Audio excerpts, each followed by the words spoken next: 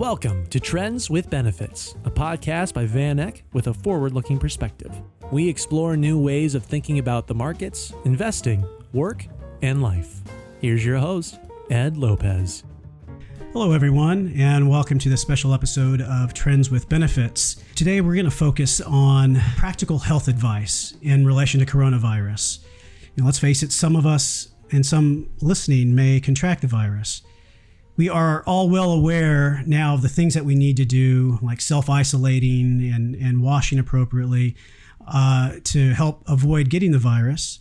But what can we do now to prepare ourselves in case we do catch the virus? We are fortunate enough today to be joined by Dennis Mangan.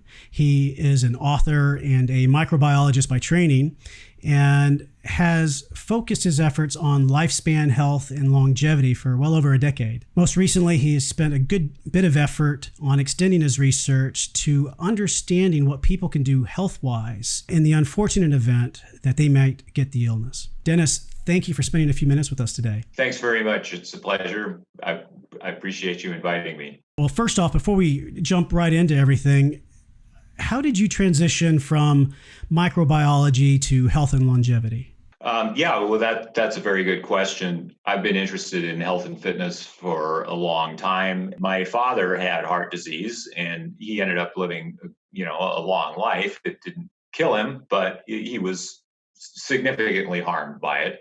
And so I was determined that I didn't want that to happen to me. I studied microbiology at university and worked in laboratories, clinical laboratories, my whole life. So I had the science background, biochemistry and so on, that would enable me to understand. And so I just dived in. These days everything's on the internet. You can get loads of scientific information. I mean, real scientific information, not media filtered information. Eventually, I managed to figure a few things out. Along the way, I had thought to myself, well, if I ever do figure this out, I need to write a book about it. Then I did. So I wrote a book, and it was my first one. You've written a few now, haven't you? Yeah, I've written a few. Yeah. So that was my first one, called Smash Chronic Fatigue. And then when I was done with that, I thought, well, what do I do now? Well, I guess I'll just keep writing. So that's how I got from there to here, and I've kept doing it. So to kind of get back to our main topic, now we're talking here in late March. Is it too late for people to do something now to prepare their bodies in the unfortunate event they catch the coronavirus?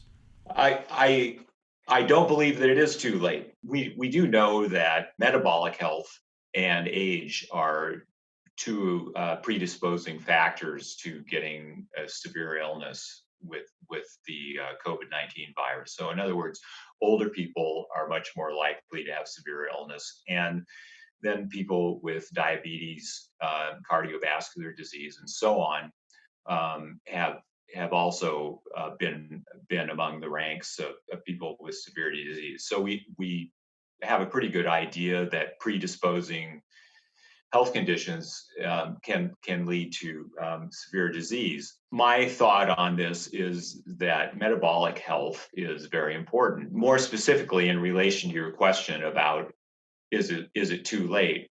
The answer is no, it is not too late. There's a lot of evidence that people can improve their metabolic health quite quickly. For example, a single bout of high-intensity exercise can improve insulin sensitivity. By high-intensity exercise, that goes into a lot of detail about what that exactly is. But it is what it sounds like. Well, can that be relative to the person? It is relative to the person, absolutely. But for example, sprinting would be a high-intensity exercise as opposed to jogging.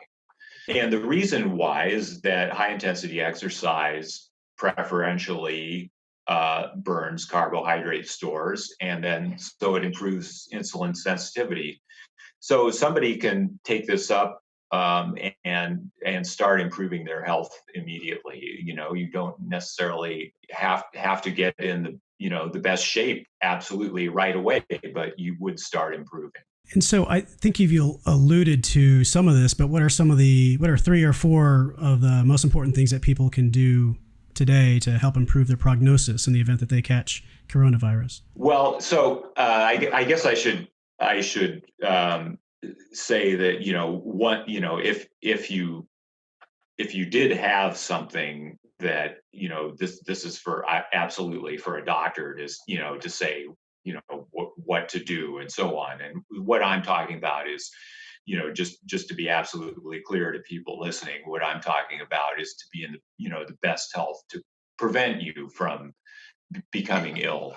One of the big things that is driving a lot of the metabolic ill health in the United States, the biggest thing actually is the consumption of what is technically known as ultra processed food. So, the reason why they call it ultra processed food is because all food is processed in pretty much in some way or other. I mean, unless you pick an apple off a tree and eat it, the food you eat is going to be processed in some way. Meat has to be cut and cooked. It has to be prepared in some way and so on. But what I mean by ultra processed food is basically factory food. The stuff that comes in boxes and bags in bright labels. It's in the middle aisles of the supermarket, or the stuff you get from fast food, sugary drinks, and Americans eat a huge amount of this stuff. So some estimates are 60% of their calories Americans eat as ultra processed food. That's crazy. Yeah, it is. It is crazy, and that's what people are eating. It's very profitable stuff because they generally have cheap ingredients, and then they have brand names, and they're promoted by big food companies and so on. And this is what people see advertised, and what they think is normal to eat. And this is a big driver of disease. Most health authorities are looking in the wrong place as to what is driving metabolic ill health. And so ultra processed food is one of the most important factors. If people, if they did the one simple switch to eating whole, minimally processed food, that would be a huge improvement in health right there. So, basically, we're talking about, meat and eggs, fruit and vegetables, all, bought and prepared in their minimally processed state, cooked at home, preferably. And that would be a huge improvement right there, probably the major one. Does it have to be organically sourced, or is it really just more important to be? No, it doesn't. Organic food, in my opinion, is marginally better than the regular food you would get in the supermarket. The biggest improvement would be from going from ultra processed food to just whole, minimally processed food. So basically, put down the potato chips, pick up an apple. Yes. What about the importance of getting outside every day? Is there part of that affects the metabolism or other aspects of health? Absolutely. There are a number of ways that getting outside is important. So, of course, there's exercise, right? That's the obvious one, and you don't need too much to persuade people that exercise is a good thing. Everybody should exercise and so on. So, yeah, you should definitely exercise, and a lot of people are doing that outside. So there's one thing. Another is sunlight. So there's another aspect of health that I think mainstream health authorities have really gotten wrong, that we've been told to stay out of the sun for the last several decades for fear of skin cancer. Certainly, skin cancer is is real. I wouldn't want to say anything like that, but it is also the action of sunlight on our skin is a source of vitamin D, and many people have become deficient in vitamin D because they avoid the sun all the time. The sun has other actions besides vitamin D. People who are out in the sun, their blood pressure goes down, for example.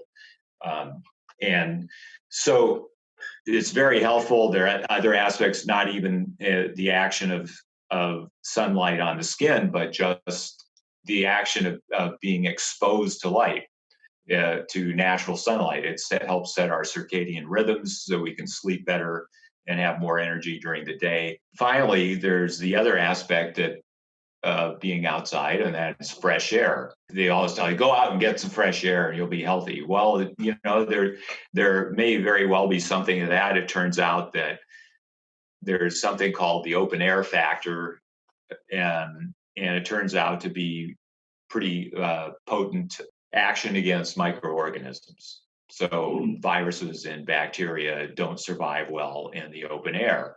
And then this open air factor actually is rapidly deactivated indoors.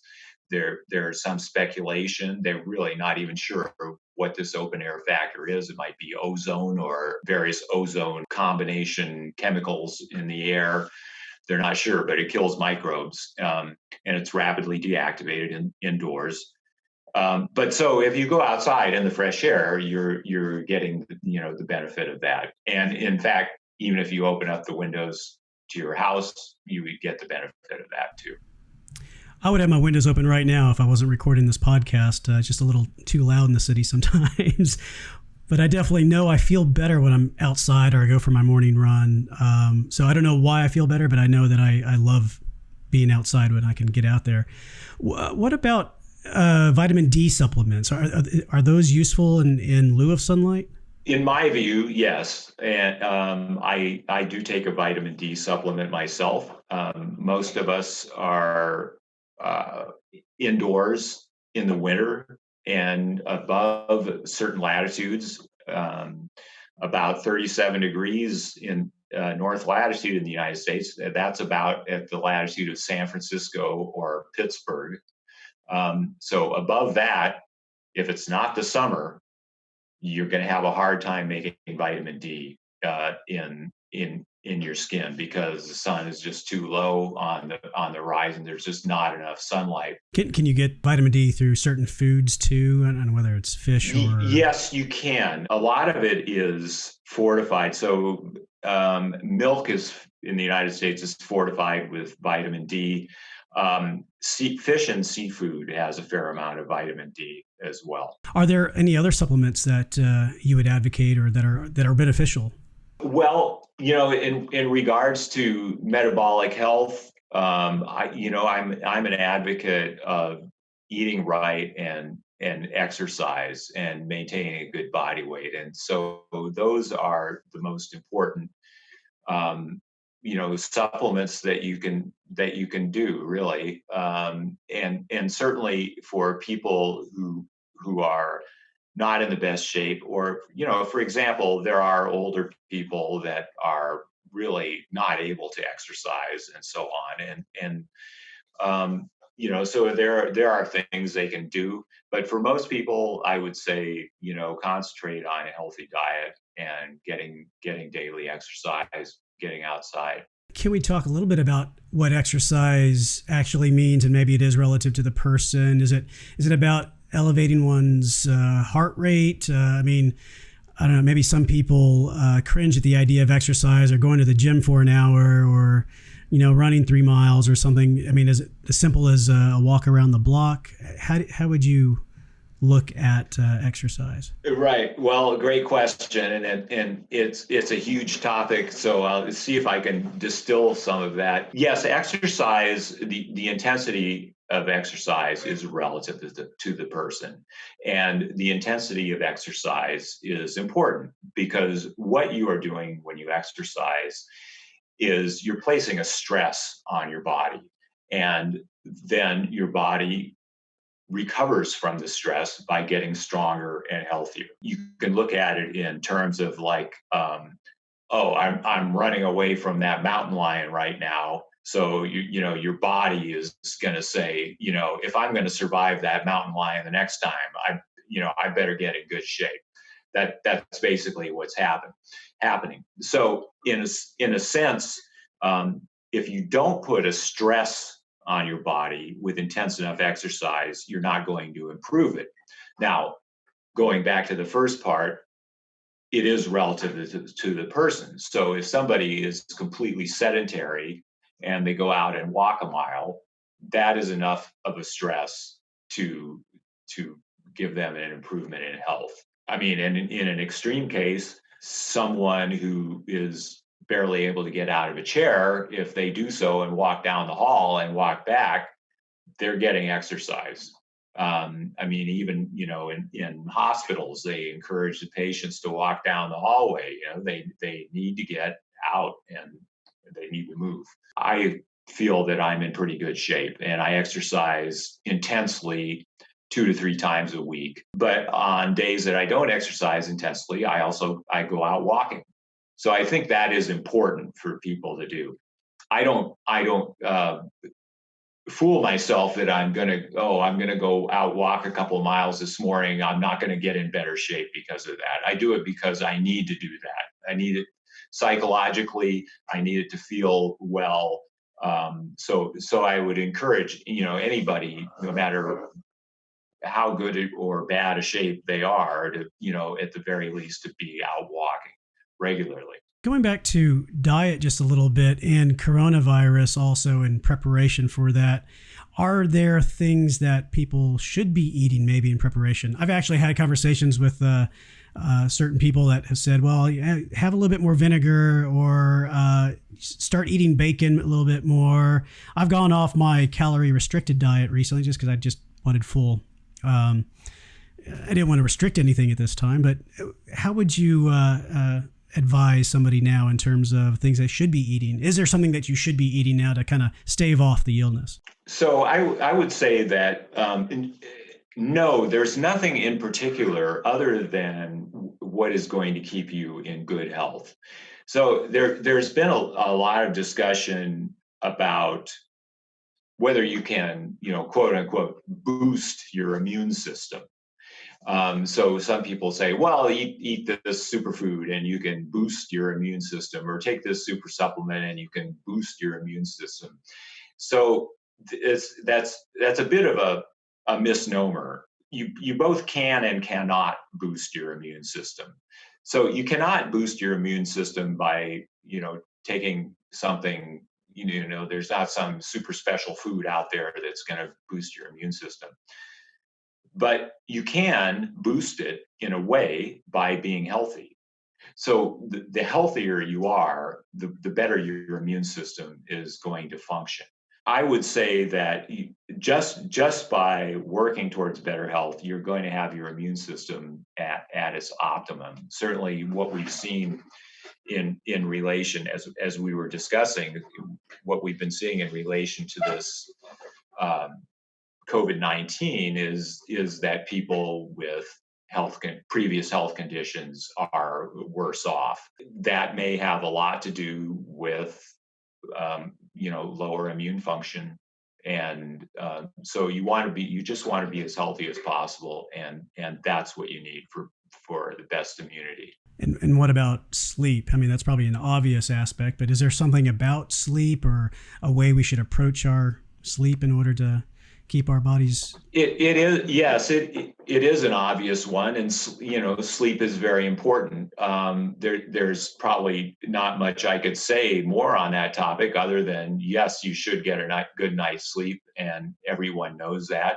If you're sleep deprived, your immune function is not going to be good. So that is another way, to boost, quote unquote, boost your immune system. You're not going to boost it beyond what it could do, but by getting an adequate good night's sleep, you're going to make sure that your immune function is in top gear. Do you have a certain sleep routine yourself? or what can other people do to make sure they sleep better? Yeah, right. So there are a number of things people can do. One of the perhaps most important things is to be aware of light at night.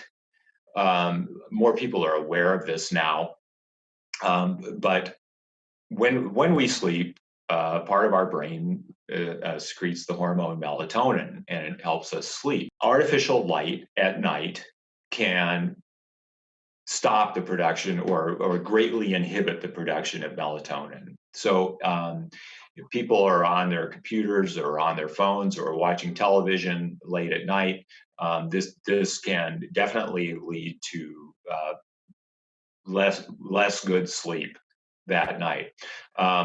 So there are a number of ways to get around this. One is that pretty much all the new ones, I'm pretty sure, computers and phones and so on, have blue light blocking apps.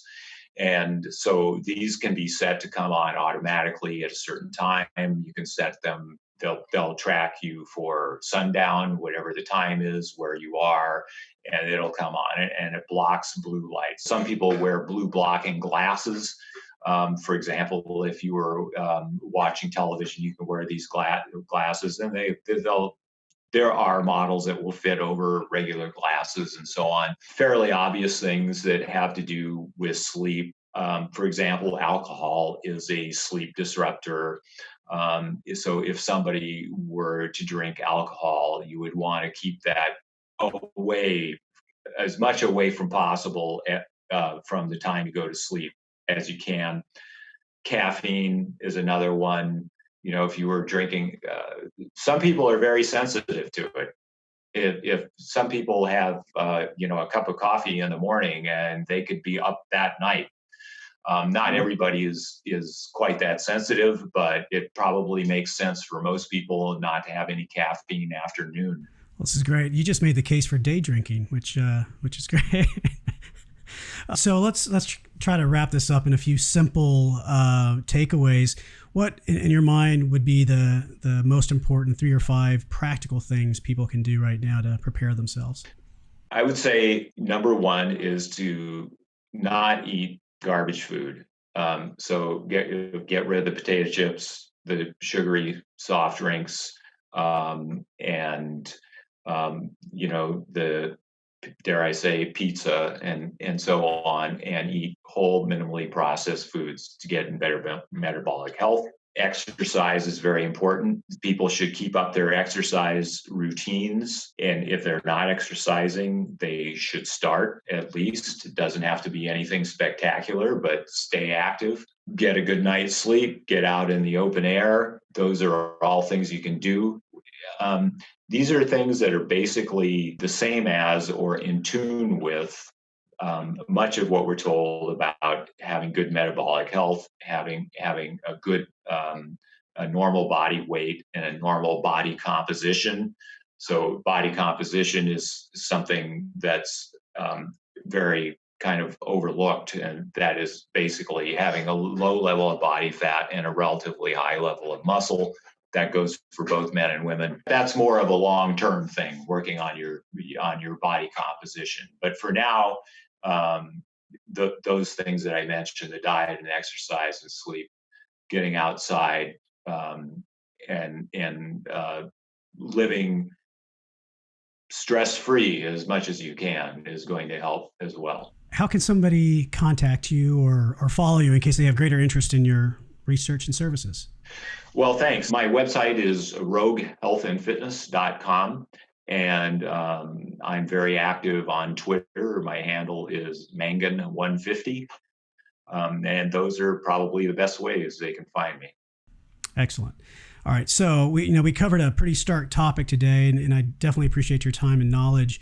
If I might, I'd like to finish off now with something a little less serious and something, it's a little segment on our show called Trend or Fad.